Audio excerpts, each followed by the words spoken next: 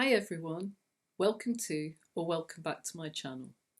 My name's Laura and I'm the Carpe Diem Stitcher, and today's video will be a Friday Sews on a Sunday. So Friday Sews is a hashtag created by the lovely Jen from Today in Jen's Sewing Room, as I'm sure you probably know by now. And it's just a chance for sewing vloggers to catch you up on what they've been doing in the week, in terms of sewing or what other crafts they've been doing, and a little bit of life as well. So if you search on the hashtag Friday Sews, you'll find lots of lovely sewing vloggers all telling you what they've been up to. So I was out on Friday, and so I'm filming this on Sunday, but better late than never. So if that interests you, please do stick around. So I've got a little list. I found my notebook that I was looking for last week, and I've written down what I want to talk to you about this week, and I've got lots of videos planned for this week, which I'll talk to you about later on. But please do subscribe if you don't want to miss anything, and if you click the little notification bell, which will be down that side, that will also give you a notification of when I bring out new videos. But I'm hoping to have 2 more come out this week. So yeah, please do subscribe and like this video if you're enjoying my content, because that will help to get my content out to other people who might be interested in subscribing. So first thing I wanted to talk to you about was how I'm getting on with my Burda jacket for my collaboration with the lovely Jess from So What If I Sew.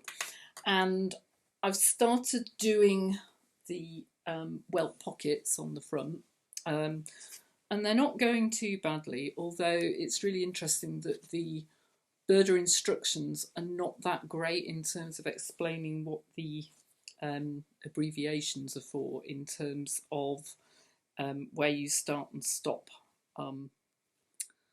Sorry, I'm not putting this very well. Cutting into the welt. So I think this is the one that I've got furthest with. Yes, it is.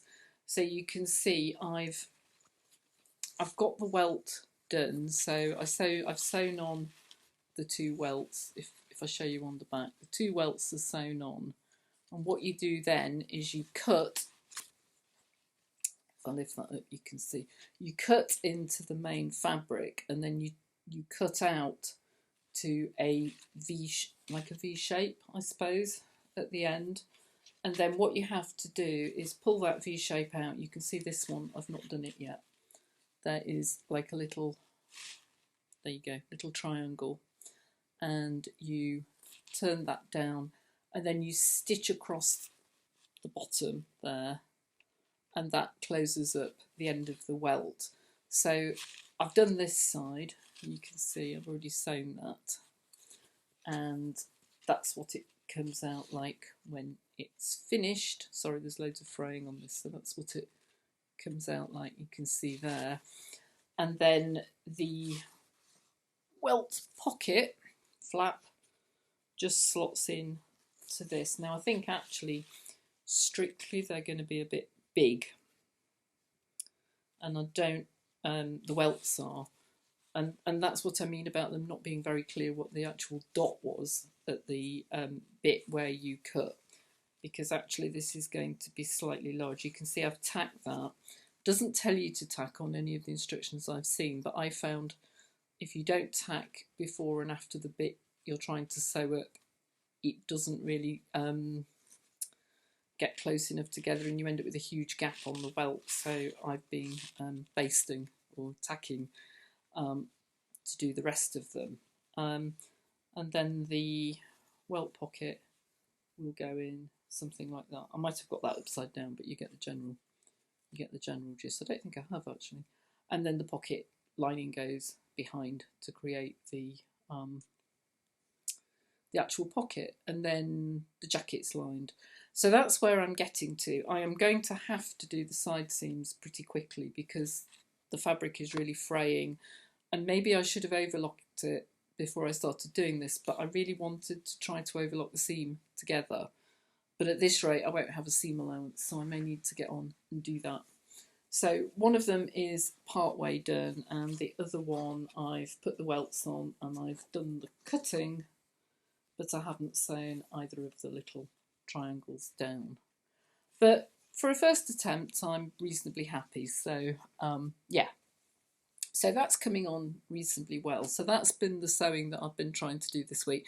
Haven't got a whole lot done in terms of actual sewing, but I've been doing a lot of planning for March for reasons that will become apparent later in the video. But I have been buying a little tiny bit, not very much, but a little bit. So some of you might have seen that Simplicity McCall's have had a sale on this month, half price sale. So I decided that I would go on and buy this pattern, which is the McCall's M7874, which I've had my eye on for a while. If you follow Michelle, who is Sewing Bunny on YouTube and Instagram, you might have seen that she did a sew along for this view, which is view C. And I really liked it. I thought it looked really good. I don't want to make it in the same colours. Michelle effectively did pretty much a replica of what's on the pattern. So she has like a pale grey and then I think black at the sides. I would do it probably in darker colours than that, or I might have a dark colour and then have a sort of pop of colour at the sides. And you can see on the back of the pattern, if I show you, that the pop of colour, so there's the front, you can see the front, and then the pop of colour goes down at the sides. So I really like that view. The only thing I would probably do differently is that this has an extended cuff with a thumb hole, and I probably wouldn't do that, because although I really like it, I suspect I wouldn't wear it as much. But yes, bought that pattern because, as I say, I've had my eye on it for some time and I thought half price is too good to resist. So bought that. Not going to make it immediately, so it's going into my stash, but it's definitely something that I do want to make up. So I got that. So that's the first thing that I bought. And then, yeah, I said I wasn't going to buy fabric, didn't I? Well, I did. I've only bought one piece. I've been very good. And I have sat and looked at this piece on First for Fabric's website since it first came out, and that's probably 2-3 weeks ago now. So I've been really good, and I've sat and looked at it, because I tend to think these days, you know, don't just buy something because you see it and buy it on the spur of the moment. Think about it and think if you still really want it, and do you really want it? And I got to the point where they said they'd only got I think 4 meters left in stock, and I thought, am I going to really regret it if I don't buy it? And the answer was yes, you're going to really regret it if you don't buy it. And I also saw it online somewhere else and at a higher price, so I kind of thought, no, I'm just going to go for it. And it's this.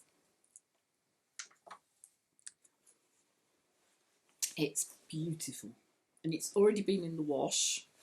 It's only arrived yesterday. It's been in the wash already, and it is this beautiful French terry, which they're calling Art Attack on their website, and you can see it's this kind of paint splatter pattern, which is absolutely up my street. I've got a shirt which you've seen before, but I'll pop a picture in, which is a kind of paint splatter effect fabric, and it's my absolute #1 favourite design. So as I say, I think I'm kind of justified in making an exception to my fabric ban.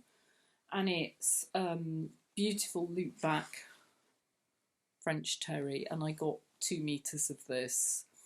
And I think, well, I know I'm going to make a dress. The only question is, do I make the Billy dress by Tilly and the Buttons, or the Nina Lee Southbank dress, or the other one I could make is the Butterick, which I've made before, and I can't remember the pattern number, but I'll pop a pic up here.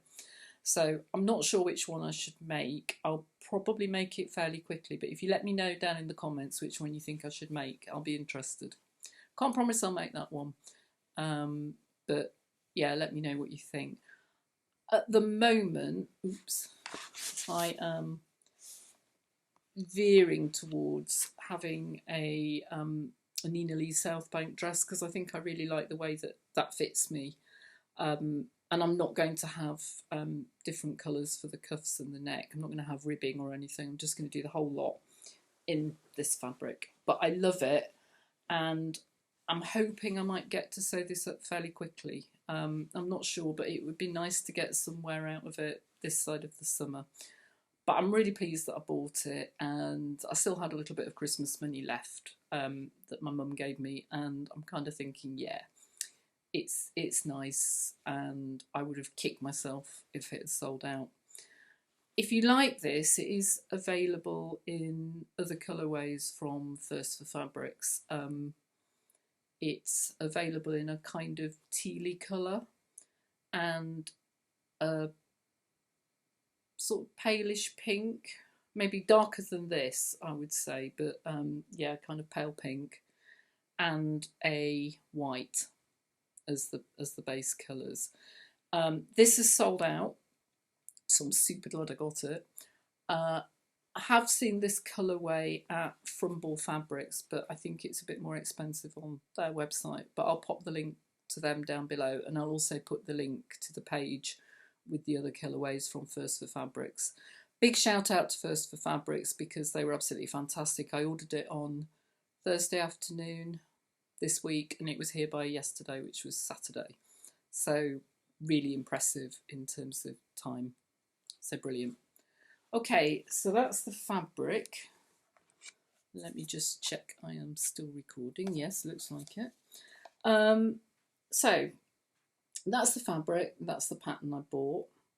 And then I said that I'm doing quite a bit of planning, and I'm going to do separate videos on this, but I'm going to do Sew Yellow for Endo 2023, which is run by the lovely Jess from So What If I Sew, and I'll pop the link to her channel down below. But I'm going to do this. This is a challenge that runs in March, so I'm going to do a separate video about what my plan is for that. But the idea is that you sew something yellow and you make a donation to the charity Endometriosis UK. And Jess has got a whole programme of information lined up on, I think, Instagram she's going to do it on, so that people get a chance to learn more, and just to raise awareness, and yellow being the colour for endometriosis. So I'm going to take part in it. You don't have to sew something that's absolutely, you know, all over yellow if you don't want to. You can do something with yellow highlights or yellow pops, or colours in the sort of yellow orangey colour spectrum. So I am going to do that, but I'm going to reveal my plan separately. So my idea is that I'll record it and release it on the 1st of March. So you'll see that in the middle of the week. So I've decided what I'm going to make for that. So that's going to be lined up, and I need to film that. And so I can launch it on 1st of March, which I think is Wednesday. Yes, it is. And the other thing that I've been planning is my suggestions for Sew Frugal 2023, which is run by Ruan, who's the Yorkshire Sew Girl here and on Instagram, and Frugalissima, who is Sam, and she's Frugalissima here and also on Instagram. And that's where I'll explain all the rules when I do my video, but it's basically where you sew up something out of your stash, existing stash, using a free pattern. And I did a bit of research last week, one day after work, and I've found some really nice, really interesting free patterns, which frankly, some of them I'm absolutely amazed they're free. So again, I'm going to be filming that in the week, and that will come out. I'm on the official vlog tour this time, and that will come out on next Saturday, which is the 4th of March. That's me and another vlogger. But in my video, I'll tell you who the other vlogger is for the day, and I'll also tell you who the people are for the next day. So really looking forward to being a bit more involved in that this time, and hopefully be able to inspire you to sew something free, and to use up your stash a bit. And goodness knows I need to use up my stash a bit, particularly since I've just added to it. So that's kind of what I've been doing on the sewing front this week. I have also just literally been out and bought the March Burda, but I need to look through that with a cuppa because I've literally got back from town and started filming this, so I haven't looked at it yet. Right, so that's the sewing, and you might have noticed today I am wearing Me Made, but I'm actually wearing a top that I crocheted, which you've seen before, and this is my favourite sweater pattern from Katie and the Squid, which I finished towards the end of last year, and I changed the neckline slightly. So I'll pop in a pic of me wearing it, and I'll pop a link to the pattern as well that I used. But it's completely intentional that I'm wearing crochet rather than sewing, because I've got a bit of a, what shall I call it, a woolly update for you as well, knitting and crochet. So I know I've shown you this before, but I can't remember how far I had got with it. But this is the knitting that I've been doing most recently, and this is a pattern by a company called, I don't know, I'm probably going to murder the name, Zanete, Z-A-N-E-T-E, and it is called the Clotted Cream Pullover, and you can see it's knitted in the round, and I'm just getting to the end of a piece of wool, so it's a good time to show you because I'm not going to end up with a ball of wool on the floor. And actually when you knit it, it's inside out, so you're knitting it with the wrong side facing you, but you can see it's got this repeat pattern of bobbles and cables going round, and the pattern repeats twice as you go round, and then in between the pattern pieces is this piece of moss stitch. So yes, it's fun to knit, but you have to be so careful because if you don't watch it, you can so easily get it wrong. The useful thing is that because you've got all the stitch markers and they're clear batches of, 16 stitches or whatever the pattern repeat is, 11 I think in one place, you can find out fairly quickly that you've messed it up. But it's not really something to do in front of the TV, although I do. And if I'm tired, I don't do this because I'm just going to go wrong. And you've also got these little bobbles in it. And the bobbles on this, although it's a knitted sweater, are created using crochet. So it is interesting. Typical me, go and pick something amazingly kind of complex to do and then get it wrong and be really slow. But it's getting there, it's getting there. I've got a way to go yet before I start dividing for the front and back. But yeah, it's working up quite nicely, I think. So that's a bit of an update on that one. And then I also have, and I know I mentioned this to you a couple of weeks ago, I've been doing some crochet as well, but I think when I spoke to you about it before, I'd literally just done the rib and there wasn't really an awful lot to see. So I've now continued, and this is the back, and this is a really simple pattern. In terms of it's got no shaping at all on the back, and a little bit on the front to get the neck. But this is a bit more sit in front of the television and do it. But again, you still have to be careful because for those of you who crochet, the basic pattern is single crochet. This is on an American phrased pattern, single crochet, and then you skip a stitch and do a single chain, and then you do the same again all the way along, and you come out with this pattern. Don't know how well you can see that. And this is some wool that I bought in Tallinn on holiday. You might remember I bought a whole load of wool and some fabrics in Tallinn and also in Helsinki. And I'll pop a link to that video down below if you're interested in seeing my holiday fabric and wool haul. And this sweater is this one. I'll try and put a better picture in, but it's the Weekend Snuggle Sweater. And it's by a pattern company called For the Frills, and I downloaded it, as I actually did the other one via Ravelry. I purchased them from links on Ravelry.com. So there's that one. This is obviously working up an awful lot quicker than the knit one because it's kind of a bit of an easier pattern. So there's that. And then the other thing is I have a friend called Julia who I also work with. That's how I met her. And she, like me, likes to sew and knit and crochet.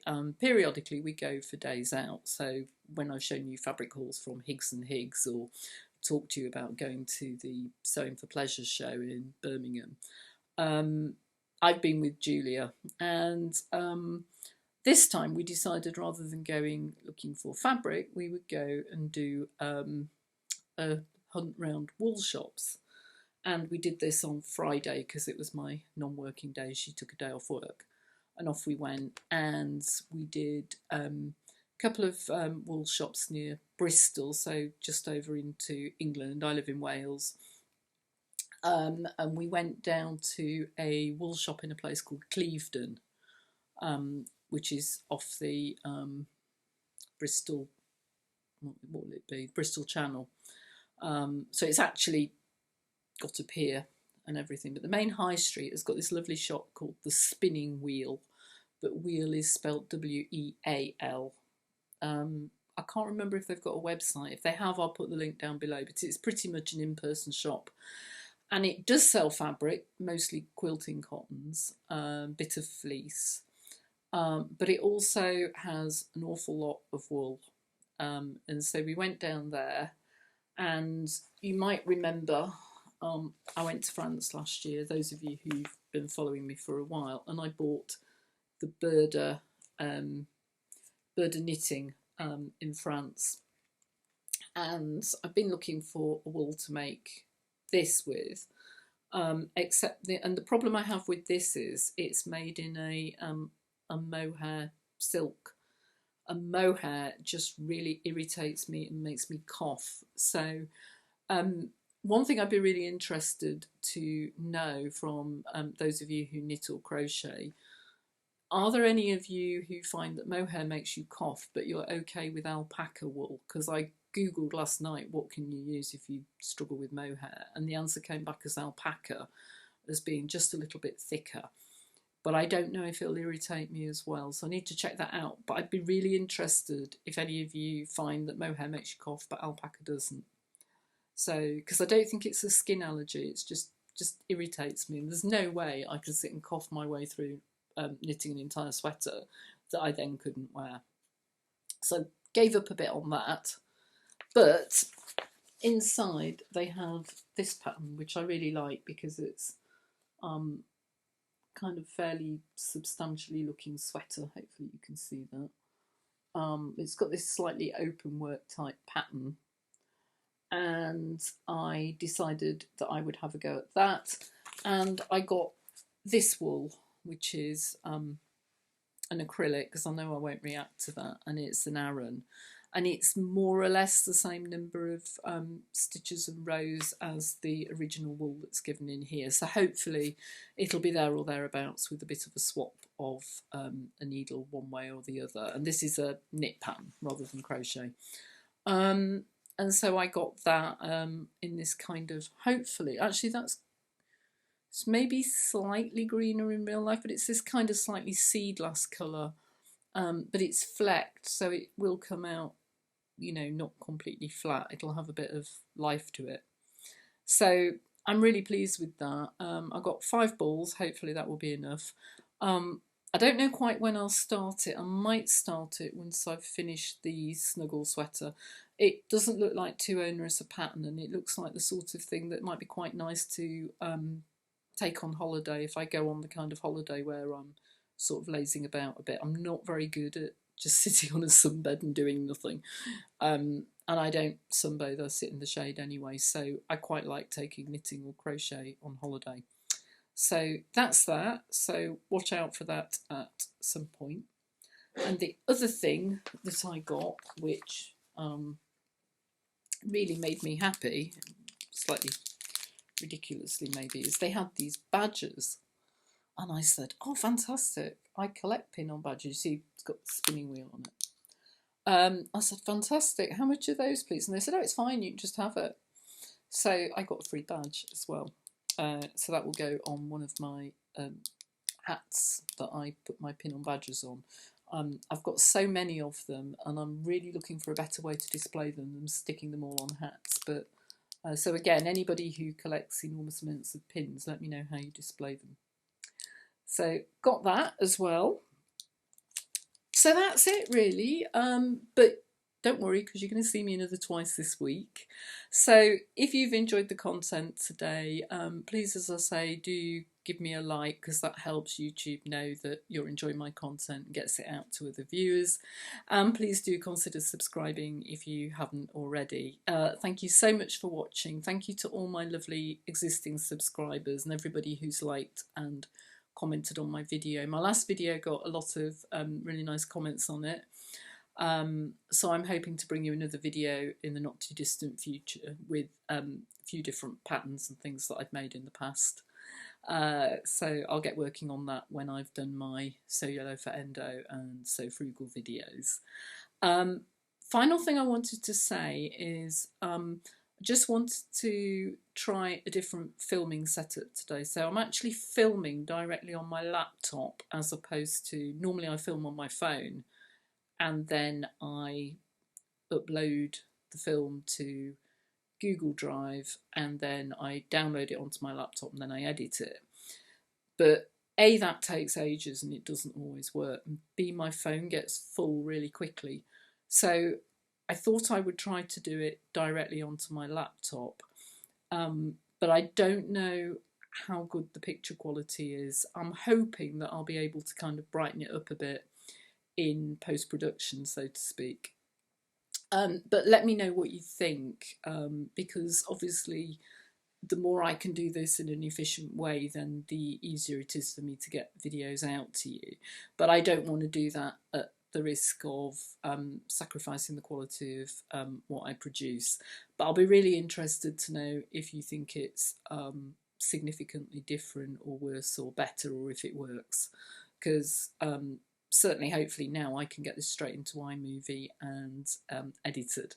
So yeah, please let me know in the comments what you think. Thanks very much for watching, and I will see you very soon with another video. Bye for now.